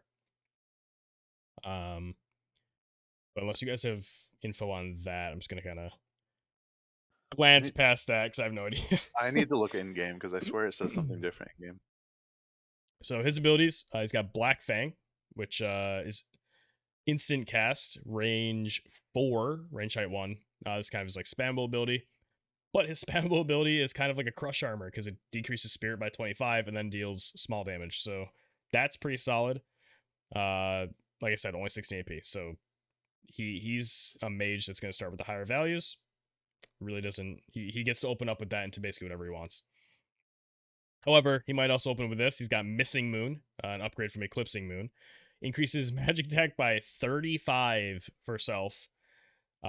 Increases debuff resist for all attack type and element resistances. So what this means, he can't be imperiled, he can't be whatever, like slash down, magic down, whatever, Broke, yeah. just for 3 turns. And Mordeco for 4 turns. Has 2 casts. So this, I think, is the first time we've gotten 100% resistance to elemental debuffs. I think so, yeah. Pretty important, I think. That's a pretty big, like, I'm not always excited when I see debuff resist. But when it's 100, it gets more interesting. And then when it's got both, just every type of damage, basically, except for type bliss damage. Like, it's insane. Dark Barrier, he gets a 2 cast, 30% damage reduction shield, or barrier, sorry. It does have a cast time of 360, but as we've talked about with his kind of critical mass of cast time here, he can get down to 1 or 2 ticks. It's probably going to come out before he takes damage. But he also gets to absorb 30% of damage done for 3 turns for self. So I don't think that's attached to the barrier either. So he's just going to have 30% lifesteal for a bunch of turns, which is pretty sick. He's got Eben Fang, so second Fang ability that upgrades to Fang of Despair. It's a range 3, and then that burst AoE, as we call it, 2 uses. It's going to do 165, which is like a barrage, but it also decreases spirit by 30 after the damage, and has a chance to immobilize. So we were just talking about how annoyingly a lot of abilities are getting immobilized, kind of just tacked on. This is another one of those. And he gets, oh wait, here we go. Daniel. I always fuck this word up, right? So, Abyssal Quasar. Quasar. Actually, I guess the weapon doesn't have a U in it, right? It's just like QA or something. Does it? All right, I'm just an idiot. Cool. Cool. Cool. We got it. So this ability, is that range 4? I swear when it gets to like 4 and 5, I can't count the difference with these AoEs sometimes. But range 4+1, range height 2 with an AoE of 1 is pretty nice. Cast time 280. Again, it's only gonna be 1 or 2 probably, depending on the passives you have. But in that AoE, it is a 220 mod with a chance to silence. And if they're already under the effects of silence, poison, immobilize, or any of his, basically if he's hit one of his abilities, spirit down, sorry, is the last one, an extra 60 mods. So it's a 280, which is extra bonkers. Large. So let's get rid of your spirit and then hit you for more damage because you don't have spirit. Not because you don't have spirit, but because the ability says so. It's insane. Then, sorry, Job 25 skill is Meteor. I kind of wish it had a different name. I don't like when they use the same name for an ability as another ability when they do completely different things, but here we are. It's a 4 range height 2 skill that before hitting gets rid of re-raise and increases his own spirit pen by 50 for 1 turn. But again, Emerald Echo for 2 turns. Whatever spirit's or left. Yeah. Or if he has an instant cast, he can make use of it the following turn as well. And it's gonna be another 220 damage mod, just this ridiculously high damage. His main job, sub job, he gets Drain, just kind of like a Black Mage's Drain. And then Bioga, which is kind of cool. So he gets an AoE bio. I think that's the first time we've seen that particular one. Yeah, I thought that was cool. And then his limit burst is Void Meteor, which maybe should have been the name of his other ability and then call this something else. But increases magic by 40 before he does the damage. 200 mod, increases personal defense by 20 for 3 turns and dark resist by 25 for 3 turns. And that has another 4+1 range. So a lot of AP though, actually. 63 is quite a bit. Yeah, he's got a lot of just debuffing, make himself deal more damage by dealing damage, and just like, he seems like kind of a steamrolly character. Like once he gets going, he starts hitting you, like he's just gonna hit you harder and harder. And with that cast time being down too, it's gonna be pretty reliable to hit a lot of his stuff. Do you guys have any notes on him? Let's go to Daniel first, and then we can let Locke rage if he wants. Yeah. So like I looked in game at his Dark Shine reaction, and it says it absorbs 20% of the target's AP. So like whether that's like max AP or like I'm assuming it's max AP because that's usually how these things work. But I hope it's current. Like that's busted if if it's max. Yeah, I mean, we'll see. I haven't had much. I haven't had as much chance to notice Golbez's like reactions. Generally, like the whatever stage is over before too long before he even gets hit. Yeah. Meteor, his job 25 skill. It's the same damage mod as Meteor, like the Time Mage's Meteor. So it's you can kind of look at it as like an upgraded Meteor, but they didn't upgrade the name. You know. Um, Right. And so it's that's the problem. yeah, Void Meteor. But so And it what would has an they? element. Like Meteor's non-elemental though too, which is kind of like a key piece Yeah, of it. yeah, Like Comet and Meteor, yeah. like no element. This is a dark spell. So it's I don't know. I still don't like I it. wonder. I wonder what you would call his LB if you took Void Meteor for his job 25 skill. Actually, real quick, Just while I like think about that, I devastation. kind of forgot to mention too, when we talk about newer units, it's nice to mention, like, yeah, if we give them sub job like Green Mage Scholar, you know most of the skills, but they get 1 of 3 for their job 12. He gets Imperil for his Green Mage one, and then he gets Umbral Calling for the Scholar, which is the crazy like AoE evocation gauge, single target res and dark attack buff. So that's really good for being on a mono dark team. I mean, him with Black Rose Helena and like Dwayne or something. I know that's like the team everyone's thinking, I'm sure, but maybe not for live PvP though, because cost is a thing. Right. But he misses out, unfortunately. He does not have Law of Geo or whatever the Yeah. one is that does the smells. strike damage. So that's kind of sad. But That's what I was about to say actually. Like the two things we can be thankful for is one, he doesn't have a lot of geo for like the strike attack dark damage, magic damage, and two, all of his attacks are reflectable. So if you get the chance to reflect them, you can kind of shut him down. Which isn't really usually the case. I think in most magic units, at least recently, like they have like at least like two different kinds of like attack types. So Golbez just suffers from all magic attack types. I would say it is a real weakness now too, though, because there's enough variety where You you can, can have like a missile magic attack or a strike yeah. magic attack or something, or a slash even, and that he doesn't have any of it. So like So I could see a Fang Bang slash, right, or Pierce or something. yeah, yeah. So it's cool. Like it's cool that they focused on having him be like a tanky mage, um, without giving him like OP shit like magic attack, like a magic res, like and like breaks or imperils or magic like penetration. I think doesn't he get spirit penetration somewhere, or is it all breaks? He has a self buff on his meteor, like he gets 50 spirit pen. Yeah, In one magic of his pen. passives, he doesn't. So yeah, I don't know where else, but I know his staff gives light eater, but is there a staff that gives spirit pen or magic penetration? I believe so. Yeah, That's there's a I think we have confusion magic staff. pen, magic attack, and spirit pen now. Okay, yes, you probably want to be using that on him. One of them shell Which TMR though. yeah, I remember that, like the spirit pen and something else. But yeah, so like he may seem like this insurmountable obstacle at times, at least speculatively. But there are ways to kind of shut him down. You just have to really focus on doing that. Kind of like Black Rose Helena. Like there are ways to shut her down, but she's such a looming presence on the map that like you either have to focus on shutting her down at the expense of like taking care of the rest of the team, or you use her yourself and have a mirror match or something. I don't know. Yeah, between his so his master ability, and this without his TMR. So let's just see what his cast time can get down to. There's 300 from his master ability, so we're at 300.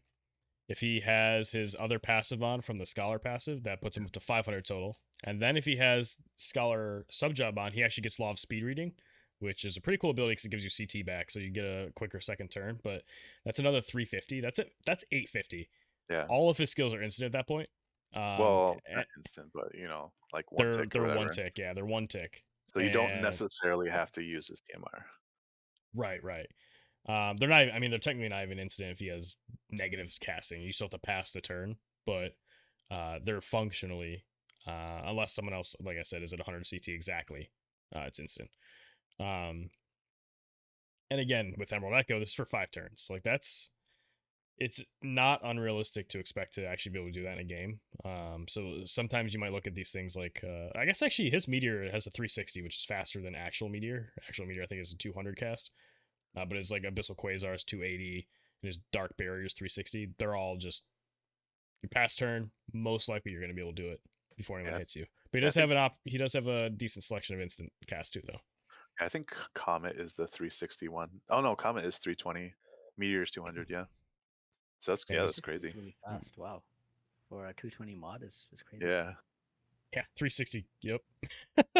Very, very good. And it takes off re-raise. So pretty good. And it's got a respectable range too. I mean, 4 with a range higher too. So I Let's just definitely agree though. He's not insurmountable, but like he does what he does very, very, very well. Yeah. Let's just be thankful that again that his let's be thankful for something. His base attack is a physical strike attack for 70%. It's not like a kill fey like magic oh yeah, like he's like for like thousands of damage. yeah, like, I could have easily seen them because he has like the kind of like metal glove and very like imposing presence about him. I could see them giving him like a magic punch or something. Yeah, like the or Ganondorf like he has a whoosh, yeah. The warlock punch, yeah, that would have made sense because it's thematic. Or he like if his black thing, it almost looks like crush armor from Sid. If you see the animation, that could Yeah. have easily been a slash attack, but they really kept him under this magic attack theme, and I Yeah. think that's important for balancing. But I think my biggest takeaway though is his dark shine reaction. Like it's got a range of 3, range height of 1, and it's the same chance to counter as Yuna's and Bond. So like if you're like a melee unit and like you get up close to him within like those 3 squares, like I really am not looking forward to seeing how much fucking AP he absorbs from everyone around him. That just really seems insane, especially in live PvP situations. So we'll see how that goes. And everybody loves Aeon bonds. Oh yeah, that 70% rate, right? So yeah, and Locke, any notes about Gomez, the unit, not the polling? So I saw on Reddit that there was something wrong with the sorcerer in black armor. I mean, I don't have this guy to actually confirm, but people have said that it only lasts for 2 turns instead of 3 turns, and that's a bug. So, Oh, can either of you confirm? I have to. You would have to. Yeah. I have him at 99, but I don't have I mean I think I have this board done, but We can Yeah, leave a we'd have comment to later come on. back after, yeah. yeah. Or So, That, somebody else could. I mean that's a bug though. That it just has to be fixed if it says 3 turns in game like But if you're using it in like live PvP because this week is CM and you're using it before it's fixed, just keep in mind that that might be an issue. Just make sure you test it out for yourself as well and see if it actually lasts for 3 Oh, turns or it not. does say. Oh shit! I read that as 3 times. Oh, so the barrier is 3 turns. You're not just talking about the absorb. Like the actual like, it's just The straight up support skill. 30% less damage for 3. Whoa. I'm talking Wait. about the support skill. The Oh, what are you sorcerer talking? in black armor support. Oh, I read. Increase All buff right, and spared for 3 turns. That one. gotcha. I thought you were saying dark barrier. Sorry, you said dark armor. I heard dark barrier for some reason. I was looking at his.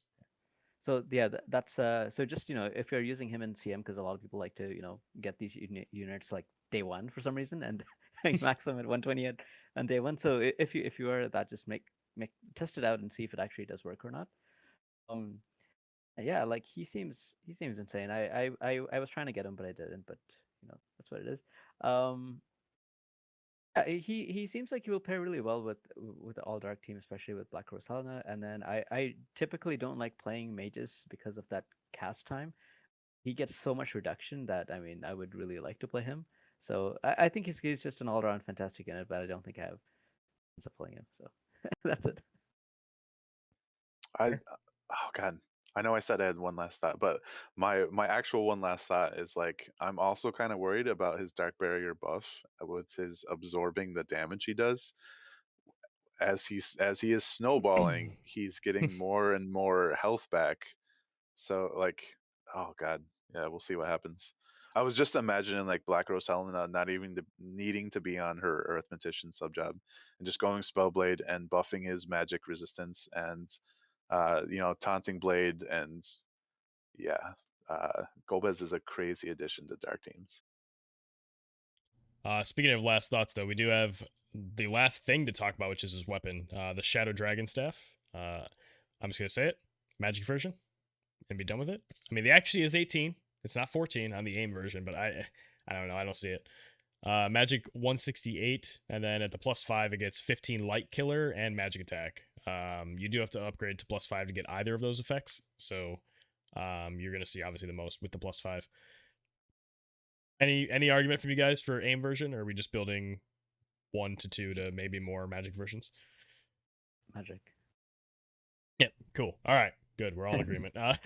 So there are times where there are strict upgrades, and there are times where there are not. So, like the Unistaff was a strict upgrade over Platinum Rod, unless you needed 1 evade.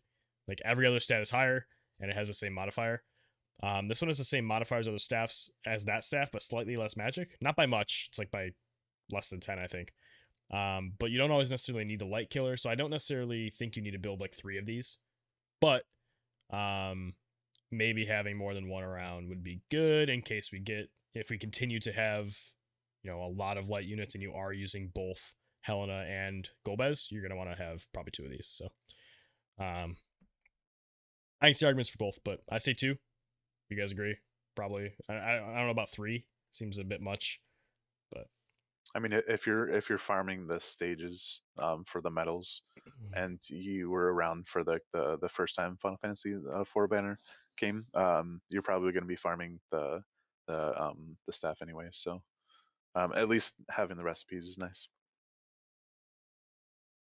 Yeah, good piece of gear. I mean, nothing broken, but I think it's just a solid tool. It's like a reverse Sakura staff. It's like it kills light units and does magic instead of buffs light. It's nice that there's both a light killer and the magic attack up instead of the Cypress Pile, which is just the 20 magic pen. Yeah. I remember people doing calculations and like the Cypress Pile being worth it over like the magic tech 15, as long as your target had like at least like 25% magic res or something to make it like worth it. I can't remember the specific number, but the fact that it's basically like a 30 mod against light units, I think that's kind of makes the scale kind of shift, and like in terms of like what magic resistance your target has to be for Cypress Pile's a magic pen to be worth it over the Black Dragon staff or the Shadow Dragon staff. Can't even remember now. Shadow. Over like the Shadow Dragon staff in terms of attacking like a light unit. So yeah, it'll be interesting to see the difference. Yeah, they could have easily made this something that's like really targeted, where it was like 25 light killer and no magic attack. Yeah. But like then at that point it only works really well in that one situation, Yeah. and it really feels bad in the others. But the fact that they gave it the split 15-15, I really appreciate. So it still feels like kind of thematic, like he's like this dark lord, like killing the light, but it doesn't completely make the item useless for other people, so it's not just like a Golbez weapon. But yeah, wow, we marathon through all that shit. I guess honorable mention real quick. Lucio technically got some updates, but he's still not fully 120. He's like 110 or something. So we'll talk about him and his upgrades in the future when he actually is fully upgraded. But yeah, other than that, I don't really have any other notes. It's a long episode. So, and do you guys have anything you want to say before we wrap up? I'm looking forward to talking about class match, but we'll wrap that up at the end of the week, right? Yep. Lock. No, that's it for me. Yeah, that was basically my last thing. I was gonna say we're gonna talk about class match next week, and then I think by then I'll have some notes about Golbez too. There's actually some interesting things I want to test with him. That I will wait to talk about till next time. So yeah, until then, I hope you enjoyed. I've been Zach Burrell. I've been Daniel Bloom. I've been Locke. And we'll see you next week.